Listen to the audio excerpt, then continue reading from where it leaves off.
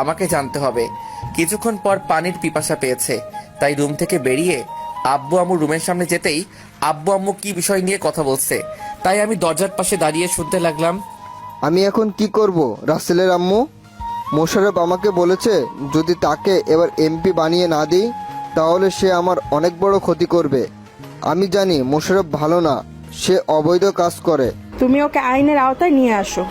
ওকে যদি আইনের হাতে তুলে দিই তাহলে ওকে বের করে নিয়ে আসবে, আর জেল থেকে বেরিয়ে আসলে আমার ক্ষতি করবে, কারণ ওর হাত অনেক বড়, ওর অনেক বড় বড় লোকের সাথে হাত আছে। তাহলে এখন তুমি কি করবে? রাসেল যদি স্মৃতিশক্তি না হারাতো তাহলে ওকে বললে সব মিটিয়ে নিত। আমি জানি রাসেল পারে না এমন কোনো কাজ নেই। সব থেকে বড় কথা হলো রাসেলের অতীত কিছুই মনে নেই। যদি ওকে ভুলিয়ে ভালিয়ে নিয়ে মেরে ফেলে তাহলে আমরা কাকে নিয়ে বাঁচবো? আমি বলি কি তুমি ওর কথায় রাজি হয়ে যাও। আমি আমাদের একমাত্র ছেলেকে হারাতে পারবো না। আমার কিছুই করতে পারবে না। রাসেল তুমি? রুমে ঢুকে বললাম, আমি এতক্ষণ দরজার পাশে দাঁড়িয়ে তোমাদের সব কথা শুনলাম। তুমি কোনো চিন্তা করো না, আমি সবকিছু দেখে নিব।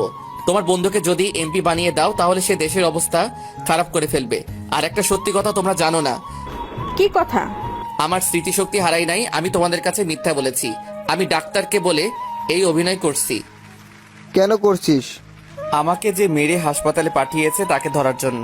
কে তোকে মেরেছে? সেটা তোমাদের না জানলেও চলবে।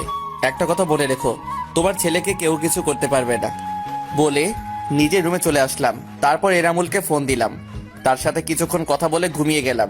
এনামুলের সাথে কি কথা বলেছি তা পরে জানতে পারবেন।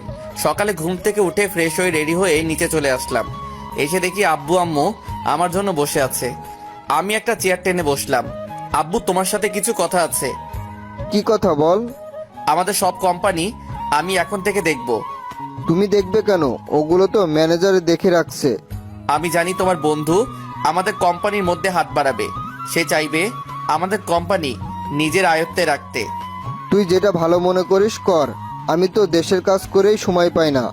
ঠিক আছে আব্বু। তারপর নাস্তা করে বাহিরে এসে গাড়ি নিয়ে প্রথমে রাইসা যে অফিস চালাতো আগে সেই অফিসে গেলাম। অফিসের ভিতরে ঢোকার সাথে সাথে সবাই দাঁড়িয়ে সালাম দিল। সবাইকে বসতে বলে নিজের কেবিনে চলে গেলাম। চেয়ারে বসে নাদিয়া দিশাকে আমার কেবিনে আসতে বললাম।